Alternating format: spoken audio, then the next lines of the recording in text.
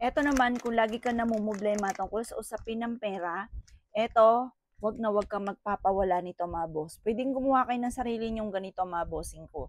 Eto yung pinatuyo natin na luya mga bossing. Ang pinatuyong luya mga boss ay mas, higit po siya mga bossing kaysa sa fresh. Kabaliktaran naman po siya ng bawang, kasi yung bawang kailangan laging fresh. Kapag natuyo na 'to, itapon niyo na po 'yan. Pero ang luya, mentras po siya na natutuyo, mentras po siya mga bossing ko, mas nagiging money magnet po siya. Kaya maglagay ka lamang ng ganito sa inyo pong wallet at ang dulot nito ay swerte. Tutulungan ka rin po nito kung ikaw po ay gastador. Halimbawa ngayon, gastador ka. May na mga bossing ko na meron kang ganito kasi halimbawa kahit gaano kalaking pera dumarating sa inyo, mauubos at mauubos po yan. Kaya kailangan meron tayong money magnet at meron din tayong pang-control sa ating pong pagiging gastador. Ngayon pa mga boss, at saka yung mga kamalasan na paparating kagaya ng kagastusan. Halimbawa, karamdaman. Wala namang may gusto na may karamdaman, pero magastos po yan sa totoong buhay mga bossing.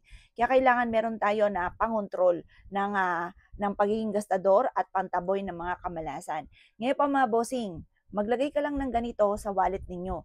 Pinatuyo mga bossing ko na luya. Meron akong ganito mga boss, ako mismo nagpatuyo nito. Syempre kapag sa amin kayo nag-avail, ritualado ang lahat ng aking mga pampaswerte. May pahid po yan ng langis mga bossing ko at may kalakip na panalangin na kayo po ay swertin at maging matagumpay sa buhay. Ngayon pa mga bossing ko, ilagay nyo lang din ito sa wallet, ganun din po sa inyong kaha, sa lagayan ng ipunan, para kayo po ay maka-attract ng swerte lalo na sa pera, para tuloy-tuloy yung ipon. Hindi yung parang plano lang na mag-ipon pero hindi na natutuloy kasi may mga dumarating na kagastusan, imbis na ihulog nyo po dyan sa ipunan po ninyo, syempre, makuukit po natin yung makukuha po natin yan. Kaya kailangan meron tayong pangontramalas, meron din tayong pang money magnet at pang control sa ating pagiging gastador.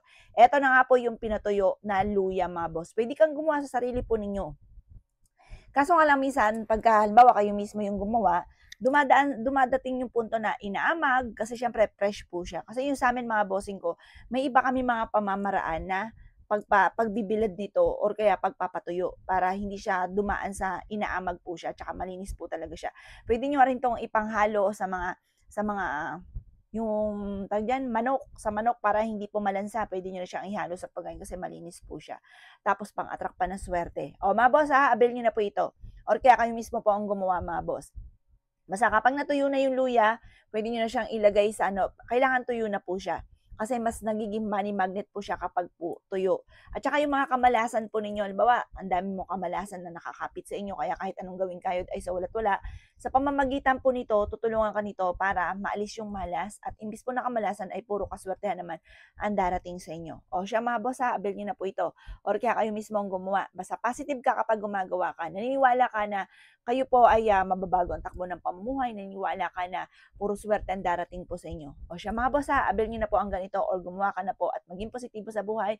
Positive lang, walang imposible, lalo na kung determinado ka na makamit ang inyong mga pinapangarap sa buhay.